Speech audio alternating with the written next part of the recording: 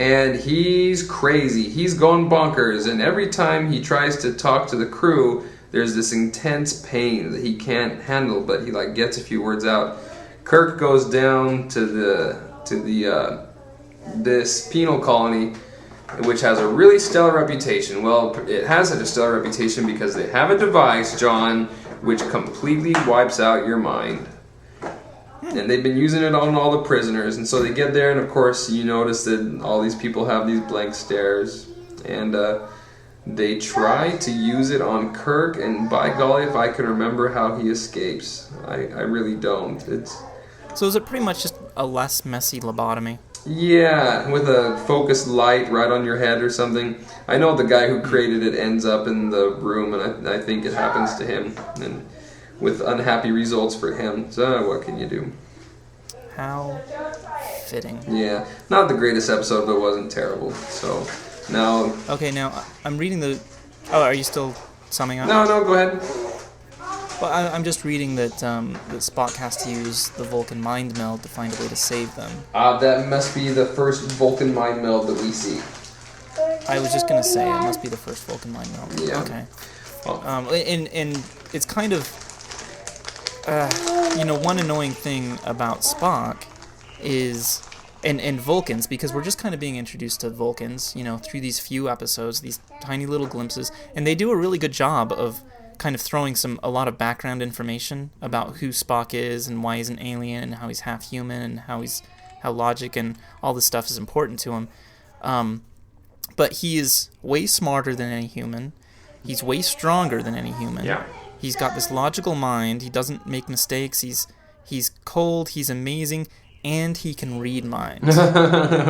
So pretty much the point is that, when we find this other alien race out there, they're going to be way better than we are. Yeah. And I just don't think that's cool. I kind of want a Star Trek, a science fiction show where we find the other aliens, and they don't teach us about humanity. They don't teach us the important things about the universe. They're just like us, except they're crappier than we are. That's what I'd like to see, I'm sick of discovering these aliens that know what it's about. Yeah. I think we should know what it's about, Yeah, why are we the children of the universe? Yeah. Yeah, hey, we're the ones who've learned how to travel to their freaking planet. John, I was also thinking... I know, yeah. Now, if Spock is... If Vulcans, period, are perfectly logical, they're stronger than us, they're smarter than us, they've got all these crazy abilities. Every time we give a computer that kind of ability to think and reason things out, the computer immediately decides to take over the world, right? So That's true. why haven't Vulcans logicked their way into trying to conquer the universe? I mean... I have wondered that myself. Maybe because they're just really lazy. No, could be. The thing is, logic... I don't know much about logic. I didn't study philosophy in school or anything, but I kind of believe, and you get this from watching Vulcans in Star Trek, but you can kind of use logic to come to any ends you want. and I think that's how, like, Vulcan as a society, they're not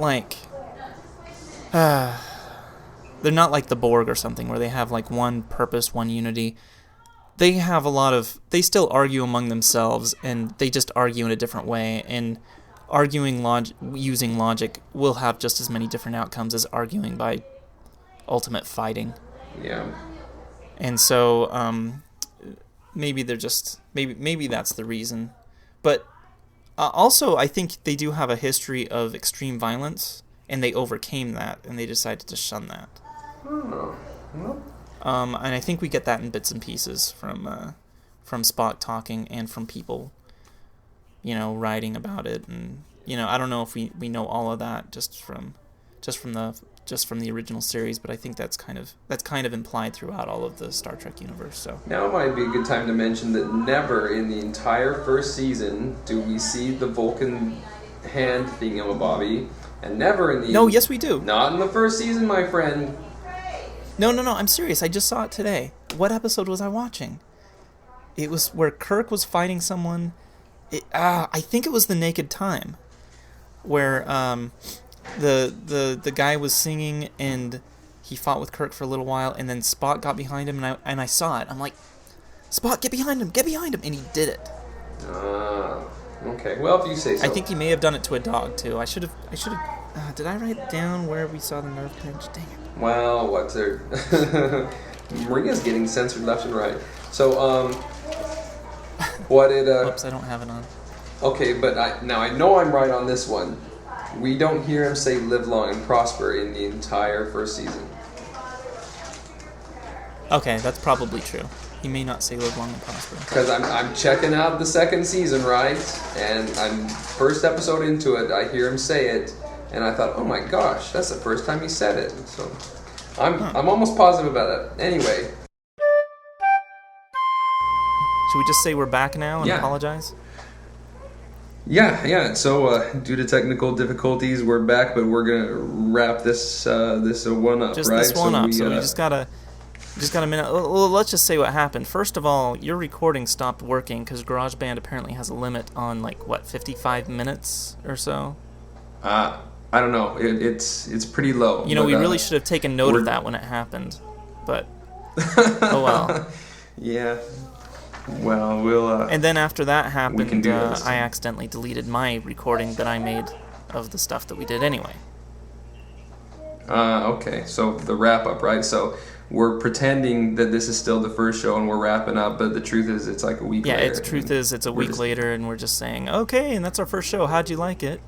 We're really awesome because we bragged that we had technology more powerful than the 23rd century in which Star Trek takes place, but obviously we don't, and we suck really bad. Absolutely. We're sorry. But All anyway, right, so- first episode done, and now we're going to start the next episode right now, which... Okay. But we're going to say goodbye first. Yeah. So let's see. We talked about episodes 1 through 9, right? We ended with Dagger of the Mind and impressions of the first third of season 1, because Star Trek seasons are really long by today's standards. They are really long. So I think it cut off what our favorite episodes were. Yeah. Do you remember what you picked as your favorite episode? Favorite episode definitely was So far. The Enemy Within.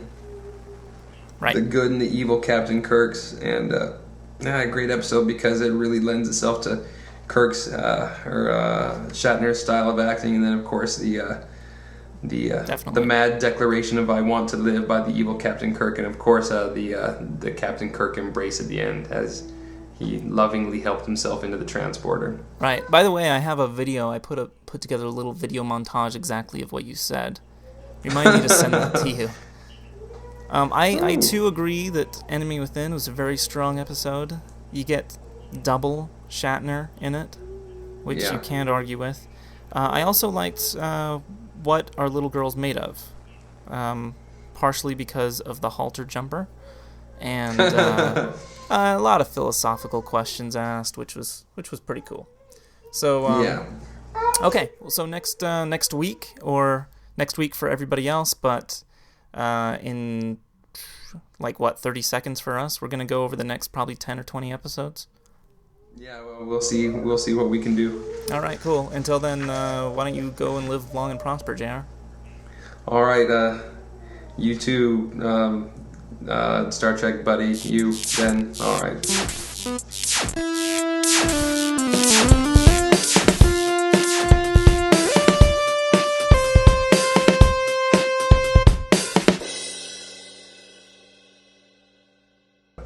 GarageBand is recording, Mac Audio recording, and so I'm recording. Okay, so we're recording. Okay, let's tell a joke. Knock knock. Who's there? Martian Martian Niggerhugen who? Why don't you just shut your fat face? That was actually pretty funny.